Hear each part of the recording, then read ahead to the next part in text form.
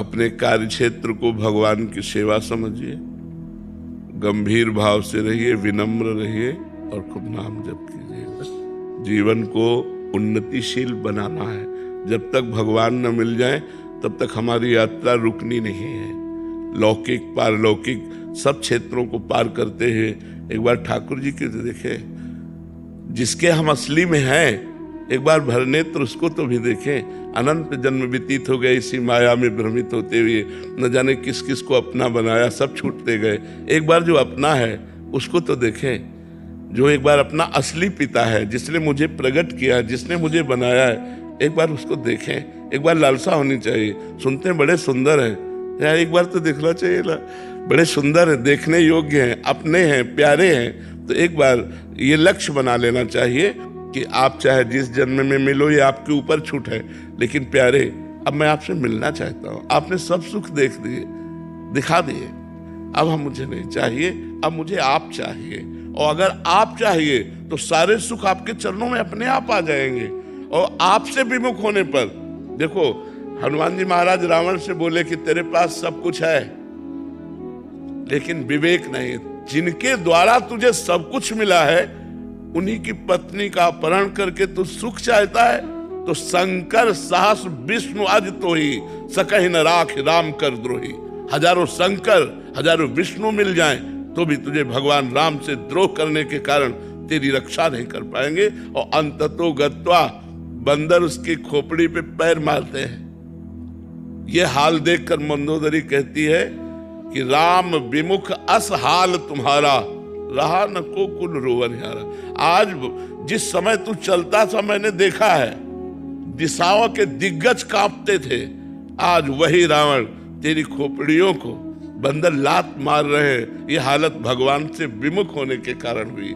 तो हम उन भगवान के सन्मुख हो, उन भगवान को प्राप्त करें तो मनुष्य जीवन की सफलता है। को आनंद पूर्वक रहो, मस्त रहो, भगवान के आश्रित रहो।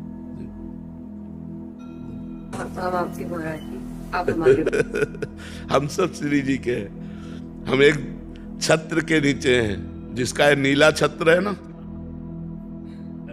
नीला छत्र है ना आकाश, हम सब उसी के बच्चे हैं, हम उसी के हैं। हाँ, आगे का मार्ग आप नहीं जानते तो हम आपका हाथ पकड़ लिए, हमारा कोई हाथ पकड़े है, उसका कोई हाथ पकड़े है और उसका वो हाथ पकड़े है। ऐसे हम क्रम से जा रहे हैं। इष्ट आचार्य गुरुदेव उन्हीं के बल से हम जा रहे हैं। ये जो परंपरा बनी है वो ऐसे बनी है कि हम आपका हाथ पकड़े हैं, लेकिन मेरे में सामर्थ्य नहीं, मेरे गुरुदेव मेरा हाथ पकड़े हैं। लेकिन मेरे गुरुदेव आचार्य का हाथ पकड़े, आचार्य इष्ट का हाथ पकड़े, तो मतलब हम लाइन में ही हैं, हम वहीं पहुंच जाएंगे। जय जय श्री हरि।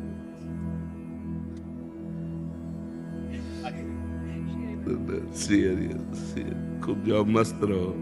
अलका श्रीवास्तव जी। राधे राधे महाराज जी। महाराज जी, योग क्षेम मतलब जीवन यापन से जुड़े खर्च की चिंता बनी रहती है, इससे ऊपर उठने के लिए महाराज जी क्या करें? आप बताइए, आप दुख प्राप्ति की चाह करते हैं क्या? कोई स्वयं प्राप्त होता है ना, ऐसे सुख प्राप्त हो जाएगा जो आपके भाग्य में लिखा है। सुख और दुख के लिए आपको प्रयास नहीं करना, आपको प्रयास करना है सुख और दुख से परे परमानंद की प्राप्ति के लिए, भगवान की प्राप्ति के लिए। यदि आप भगवान की प्राप्ति के लिए प्रयास करते हैं तो आपको योग क्षेम की चिंता नहीं करनी पड़ेगी, क्योंकि स्वयं ठाकुर जी कह रहे हैं, अनन्यस चिंतयन्तो माम ये जनाः पर्युपासते तेषाम नित्याभियुक्ता नाम योगक्षेमम वहाम्यहम्। जो मेरा अनन्य चिंतन करता है उसके योग और क्षेम का वाहन मैं स्वयं करता हूं। योग का तात्पर्य होता है प्राप्त जो है और अभी जो नहीं प्राप्त है, नहीं प्राप्ति की प्राप्ति कराने का नाम योग है, और जो प्राप्त है उसकी रक्षा करने का नाम क्षेम है। जो नहीं प्राप्त है वो स्वयं ठाकुर जी प्राप्त कराएंगे, और जो प्राप्त है उसकी रक्षा स्वयं ठाकुर जी करेंगे। वो देख रहा है योगक्षेमम वहाम्यहम्, वो ऐसे थोड़ी बोल रहा है, वो सच्चिदानंद है, वो सत्य नारायण है, वो जो बोलता है वो करता है। उन्होंने कहा योगक्षेमम वहाम्यहम्, मेरा सिर्फ कार्य है उसका आश्रय लेकर चिंतन करना, और उसका कार्य है व्यवस्था करना। हम जब उसकी शरण में हैं तो उसकी व्यवस्था अपने आप होगी। आप चाहे गृहस्थ हो चाहे विरक्त हो, सबकी वो व्यवस्था करता है। हम आपको कैसे बताएं, वो इतना आगे से आगे देता रहता है। आपको क्यों नहीं मिलता है? क्योंकि आप अहंकार से अपना पोषण कर रहे हैं, भगवान से नहीं। मैंने ये किया, मैं ये करूंगा। अहंकार विमूढ़ात्मा करता हमित मन्यते, तो उतना ही मिलेगा जितना आप कर रहे हो। अगर ऐसे हो गए, एक होता है गोदनामा और एक होता है निजी कमाई। जो भक्त होता है वो गोदनामे में होता है। हमारा विश्वास, हमारा आत्मनिर्भर भाव, हमारी आत्मा भगवान है, उन पर निर्भर भाव, तो कहते योगक्षेमम वहाम्यहम्। हम एक गृहस्थ की बात बताते, हम रोटी मांगने जाया करते थे, तो उनको देखते तो पूजा में ही लगे रहते। बिहारी जी के तीनों काल के दर्शन, यमुना स्नान, वृंदावन की प्रदक्षिणा और नाम जब भक्ति में रत रहते। उनकी बेटी सयानी हुई, कोई अर्थ की व्यवस्था नहीं कि आपकी बेटी सयानी हो रही है और ब्याह करना है और आप रात दिन पूजा में ही केवल लगे रहते।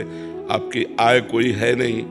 जो रेलवे में, तो उससे जो उनको मिलता था पेंशन, उसी से उनका चलता था। वो बिल्कुल बिल्कुल विरक्त संत जैसे गृहस्थी में। तो उनका बाबा, हम बिहारी जी की वो बात देखते हैं जो उन्होंने कहा योगक्षेमम वहाम्यहम्। मैं पूर्ण भरोसे पे हूं, जिस तारीख को जिस समय होना होगा वैसा होगा।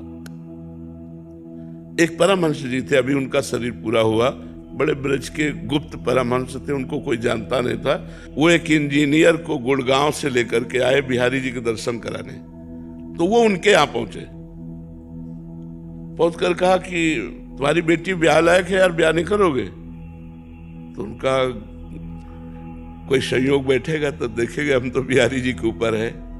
तो कहा ये इंजीनियर है, ठीक रहेगा? इंजीनियर से कहा लड़की ठीक रहेगी? उन्होंने कहा जी 5 मिनट हम बात कर लें। बोले बात कर लो, ब्याह हो गया। कैसे बिहारी जी करते, कैसे व्यवस्था करते, योगक्षेमम वहाम्यहम्। ये कोई भगवान ने मजाक नहीं की, गीता जी में स्वयं भगवत वाणी, पर हम ऐसे नहीं हो पाते। हम कहते हैं ऐसे रहो, तुम बचाने की कोशिश मत करना, तलवार आएगी और तुम्हारे गले में हार बन जाएगी, वो तुम्हारे गले को छू भी नहीं सकती यदि भगवत आश्रित हो। 5 वर्ष का बालक प्रहलाद है, त्रिभुवनपति हिरण्यकश्यप है, आग में जलाता है, जहर पिलाता है, हर कोशिश मारने की करता है, लेकिन 5 वर्ष के बालक का बाल भी बांका नहीं कर सका। और भगवान ने नरसिंह रूप धारण करके फाड़ के फेंक दिया उस वरदानी, विशेष वरदान प्राप्त किए हुए हिरण्यकश्यप को भगवान ने फाड़ के फेंक दिया। और 5 वर्ष के बालक का वो त्रिभुवनपति होने पर भी बाल बांका नहीं कर पाया। ऐसे भगवान हमारे हैं, भगवान की अनंत सामर्थ्य है। हम भगवान के आश्रित नहीं हो पाते, इसलिए हमें बात नहीं। अरे योगक्षेमम वाम्यम, ऐसा मत सोचो कि केवल बाबा जी का ही योगक्षेमम वाम्यम। भगवान अपने भक्त का योगक्षेमम। अर्जुन बाबा जी हैं क्या? अर्जुन के रथ की बागडोर पकड़े हुए अखिल ब्रह्मांडों का नायक वहां बैठा जहां अर्जुन की जूतियां है। रथी जब खड़ा होता है तो उसकी पादुका जहां होती वहां सारथी का निवास। कौन है? ध्येयम सदा परिभवग्नम अभीष्ट दोहम तीर्थात् पदम शिव विरंच नुतम शरण्यम भृत्यार्तिहम प्रणत पाल भवाब्धिपूतम वंदे महापुरुष ते चरणारविंदम। जो भगवान शंकर ब्रह्मादि है, जिनके चरण रज की वंदना करते हैं, वो भगवान श्री कृष्ण है। और बैठे कहाँ है? सारथी बने बैठे हैं। तो हमें विश्वास होना चाहिए, विश्वास के बिना भक्ति नहीं और भक्ति के बिना सदगति नहीं। इसलिए चाहे गृहस्थ हो चाहे विरक्त हो, भगवान पर विश्वास करो, उसका चमत्कार देखो, उसका चमत्कार देखो, भगवान कैसे रक्षा करते हैं। महाराज जी, आपने बोला कि अप्राप्त की प्राप्ति और जो प्राप्त है उसकी रक्षा करते हैं प्रभु। महाराज जी, यहाँ जब मनोकामना वाली बात आती है कि हमने भगवान से मांगा फिर दिया नहीं, क्यों दे? भगवान तुम्हारे नौकर है। तुमने तपस्या की, तुमने साधना की, तुमने उपवास रखे, तुमने व्रत रखा, तुम तीर्थयाटन किए, तुम कितना नाम जप किए, क्यों दे दे? हमने बताया है कि 2 प्रकार से भगवान देते हैं। एक तो होता है अपनापन, जैसे ये हम दुनिया जो है हमारे भगवान की एक दुकान है, मेरे मालिक की दुकान में है सबका जीवन खाता। अब इस दुकान पर जब हम जाते हैं और हम कहें जरा सोने का हार दिखाइए, लीजिए पैसा आपको देना पड़ेगा। अच्छा, घर का आदमी गया और उसने कहा ये हार तो हमें बहुत पसंद है, ले लीजिए। उससे पैसा मांगेगा क्या? तो या तो भगवान के बनो, तो आप मेरा स्वामी है, मैं उनका दास हूं, वो मेरा पिता है, मैं उनका पुत्र हूं, जिधर चाहूं, जो चाहूं, जब चाहूं, जहां चाहूं वहां उपस्थित करवा दूं, क्योंकि वो अखिल सामर्थ्यशाली है। या तो घर के बनो, उनके दास, उनके निज जन बनो, उनके सखा बनो, उनको प्रीतम मानो, और या फिर तपस्या करो, तपस्या करो और फिर भगवान से चाहो तो, जैसे श्री ब्रह्मा जी ने कर्दम जी को आदेश किया, जाओ गृहस्थ धर्म स्वीकार करके संतति उत्पन्न करो। श्री कर्दम जी ने सोचा, बहुत ज्ञानी महापुरुष थे, तो उन्होंने 10,000 वर्ष तपस्या की। दाहिने पैर के अंगूठे के बल खड़े होकर हाथ उठाकर 10,000 वर्ष तपस्या की। भगवान प्रसन्न हुए तो उनका, मुझे मेरे योग्य पत्नी चाहिए। तो आदि सम्राट महाराज मनु की पुत्री देहूति, भगवान ने कहा वो परसों आएंगे और आपका ब्याह कर देंगे। पत्नी भी चाहिए तो 10,000 वर्ष, तो कलयुग में 10,000 वर्ष तो जीना नहीं, 80 वर्ष जीना यार, 10 दिन तो भजन करो, कुछ चाहिए तो भजन करो। ऐसे थोड़ी कि बोल दी जाके कि तुम्हें 100 किलो लड्डू खवा दे, भूखों मर रहे हैं। अरे पूरे विश्व ब्रह्मांड को भगवान पवार है।